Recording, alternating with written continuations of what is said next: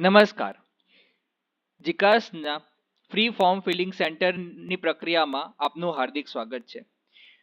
Free form filling centre માટે એક ખાસ મુદ્દાને ધ્યાન રાખવાનું રહેશે કે આપે વિદ્યાર્થીના લોગિનમાં જઈ ફ્રી ફોર્મ ફિલિંગની પ્રક્રિયા પૂર્ણ કરવાની રહેશે.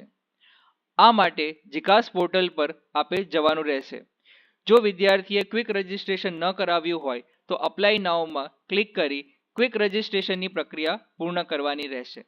અને જો વિદ્યાર્થીએ ક્વિક રજિસ્ટ્રેશનની પ્રક્રિયા પૂર્ણ કરી હોય તો વિદ્યાર્થી પાસે એનો લોગિન આઈડી અને પાસવર્ડ લઈ એ ઓલરેડી રજિસ્ટર્ડમાં જઈ ત્યાં વિદ્યાર્થીનો લોગિન આઈડી અને પાસવર્ડ નાખવાનો રહેશે. સાઇન ઇન કર્યા બાદ આપને વિદ્યાર્થીનું ફોર્મ દેખાશે. અહીં આપે જોઈ શકશો કે વિદ્યાર્થીની તમામ માહિતી જે ક્વિક રજિસ્ટ્રેશનમાં ભરેલી છે તે અહીંયા દેખાય છે. ત્યારબાદ પેમેન્ટ, પ્રોફાઇલ, એકેડેમિક, ચોઇસ અને સબમિટ આમ 5 પ્રકારના ઓપ્શન જોવા મળશે.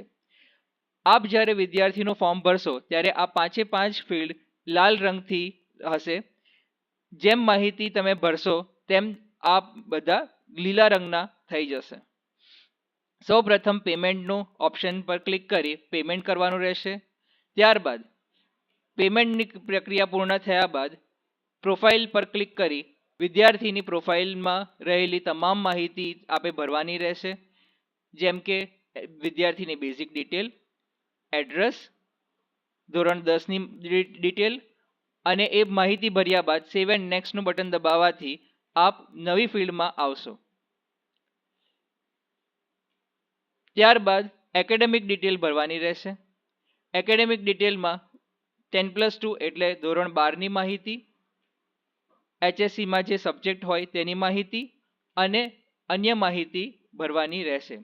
અહીં એક વાતનું ખાસ ધ્યાન રાખવાનું છે કે જો વિદ્યાર્થીએ ગુજરાત સ્ટેટ એજ્યુકેશન બોર્ડ એટલે GSEBમાંથી પરીક્ષા પાસ કરી હોય અને વર્ષ 2025માં પાસ કરી હોય તો ફેચ બોર્ડ ડેટા પર ક્લિક કરવાથી એનો આખો ડેટા ઓટોમેટિક ફેચ થઈ જશે.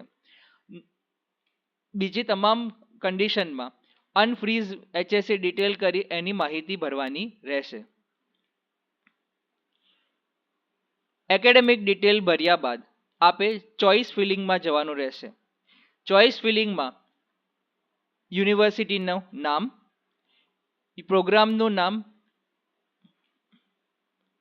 યુનિવર્સિટીનું નામ, પ્રોગ્રામનું નામ, ડિસ્ટ્રિક્ટનું નામ, ઇન્સ્ટિટ્યૂટનો ટાઈપ સિલેક્ટ કરી સર્ચ કર્યા બાદ આપને અલગ ચોઇસ અહીંયા જોવા મળશે.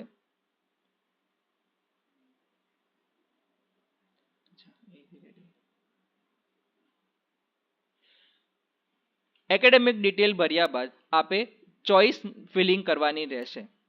ચોઇસ ફિલિંગ માટે આપે ક્લિક કર્યા બાદ યુનિવર્સિટીનું નામ, પ્રોગ્રામનું નામ, ડિસ્ટ્રિક્ટનું નામ અને ઇન્સ્ટિટ્યૂટનો ટાઈપ સિલેક્ટ કરવાથી આપને અહીંયા સર્ચ કરવાથી અહીંયા માહિતી જોવા મળશે. ઉદાહરણ તરીકે આપે આપની પસંદગીની વિદ્યાર્થીની પસંદગીની યુનિવર્સિટીનું નામ, એનો ટાઈપ, પ્રોગ્રામ ટાઈપ, ડિસ્ટ્રિક્ટનું નામ અને ઇન્સ્ટિટ્યૂટ પર સિલેક્ટ કરવાથી અને સર્ચ કરવાથી તમામ ઇન્સ્ટિટ્યૂટ અને પ્રોગ્રામની માહિતી અહીંયા જોવા મળશે. પ્લસના બટન પર ક્લિક કરવાથી એ પ્રોગ્રામ નીચે અહીંયા દેખાવાનો ચાલુ થઈ જશે. ત્યારબાદ સેવ એન્ડ નેક્સ્ટનું બટન દબાવવાથી એ ચોઇસ ફિલિંગ થઈ જશે. તમામ માહિતી ભર્યા બાદ આપે સબમિટનું બટન દબાવવાનું રહેશે. સબમિટના ઓપ્શન પર ગયા બાદ આપને વિદ્યાર્થીની તમામ માહિતી જોવા મળશે. આ માહિતીમાં વિદ્યાર્થીની પર્સનલ ઇન્ફોર્મેશન, વિદ્યાર્થીનું એડ્રેસ ઇન્ફોર્મેશન, વિદ્યાર્થીના 10માની માહિતી, HSC કે ડિપ્લોમાની માહિતી અને કોલેજની જે ચોઇસ હોય તેની ડિટેલ જોવા મળશે.